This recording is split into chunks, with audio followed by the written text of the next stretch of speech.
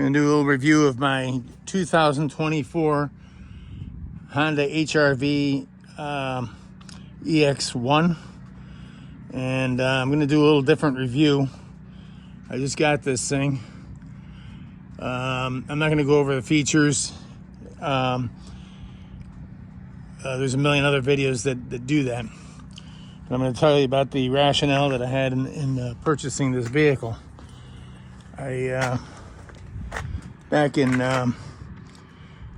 today is January 30th, 2024, and back in January 2023, I wanted to get one of these things, but there just weren't any. But actually, at the time, I was interested in the sport because I didn't know any better. So I'm going to suggest anybody interested in HRV get the EXL. And the reason being is that the seats are different. Just the seats in the Sport are just inadequate. And whereas this has nice leather seats, really nice. And but anyway, there just weren't any. So I ended up, I called every dealer in the state. So I ended up buying a Civic, and the Civic was great, but it was front-wheel drive. This is all-wheel drive, and it was low to the ground. It was very hard for me to get in and out of. And historically, I bought a bunch of BMWs, but I bought this RV, so I wanted to keep the cost down. Didn't want to spend $60,000 on a car. So, so just a little bit of rationale. I think my first BMW, I paid $32,000 in 2008. At that time, I probably could have gotten a Honda for probably 10 grand less than that. Then I got an X3, those CPO for $35,000. Probably could have gotten a Honda for 10 grand less than that, brand new. Then I got an M235. That was $54,000 with tax. It's like $58,000. And then I got a Z4. That was like $35,000 CPO, certified pre-owned. And could have gotten a Honda for 10 grand, less than that. Then I got a GMC pickup truck, 60 grand. Could have gotten a Honda. Then I got a Ford F-250.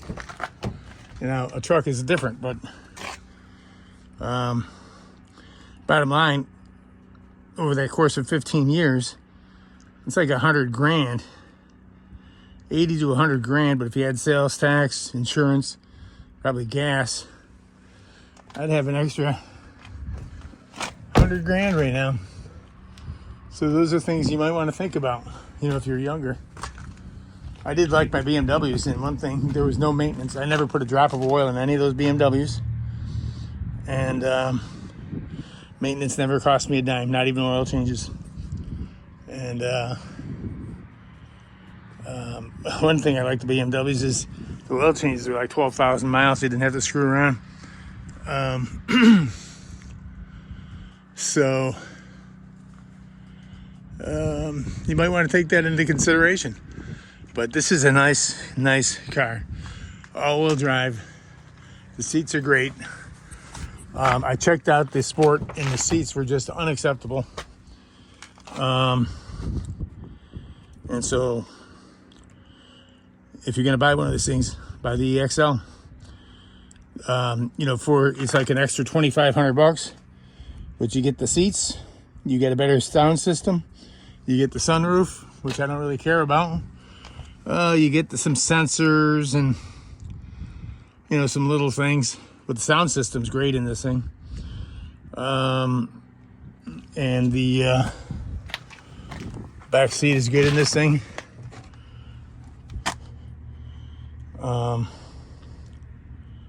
And so those are my thoughts. You know, it's something to think about because it adds up. The insurance, the gas. But look at this. I really like this red. BMW didn't have a red that was worth it. It was like reddish purple. This is candy apple red. This is nice. But yeah. Oh yeah, and you get a bigger display for this than you do the Sport, I believe.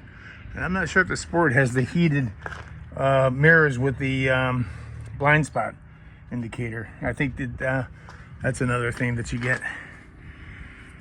So I just wouldn't buy the Sport. I would buy the EXL, or I'd buy something else. You know, that's my opinion. This thing's got the 2-liter, normally aspirated. I haven't driven enough to know if it's, you know, I hear people say that it's underpowered. So far, it's not a problem for me, but I haven't driven enough to be sure. So let's take a look under the hood. But they say these motors are more reliable than if you got a turbo, for example. Let's see, how do you get the hood open?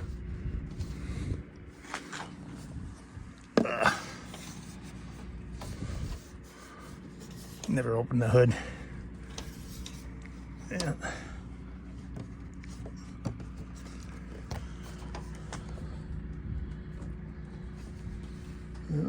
It's not really apparent.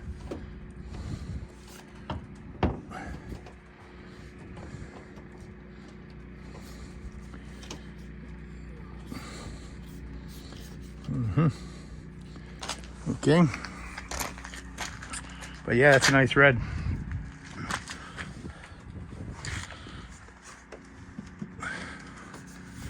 Oh, that's aggravating.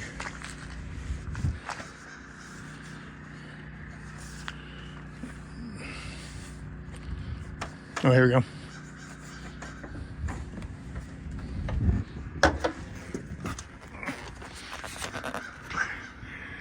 There you go. Nice and clean. It's beautiful. So we'll see about the power. You know, one thing about the power is that I remember when I went to get my Z4 BMW, I contemplated, there was 2 options, the 4 or the 6 cylinder. The 4 cylinder was 240 horsepower, 6 cylinder was 320.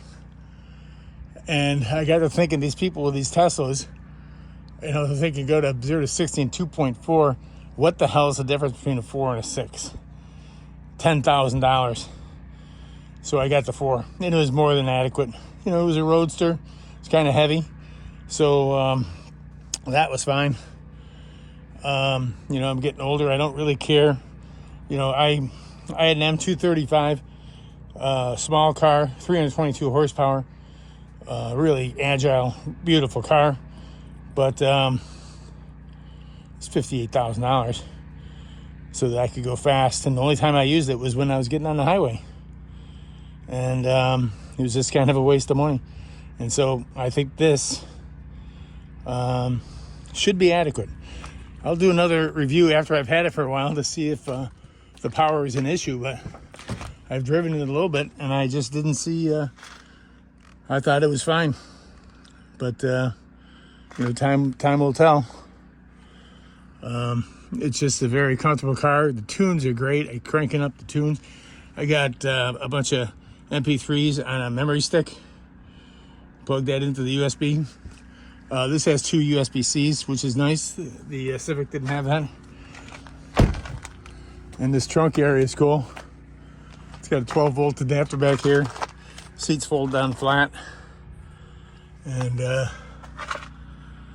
so it's got these LEDs in the back. I think it's 8 or 9 speakers, 180-watt sound system. So, so the sticker on this was $31,000. I think the Sport can be like $29 or $28,500. But I just think you should either spend the money or get a different type of car. It's just,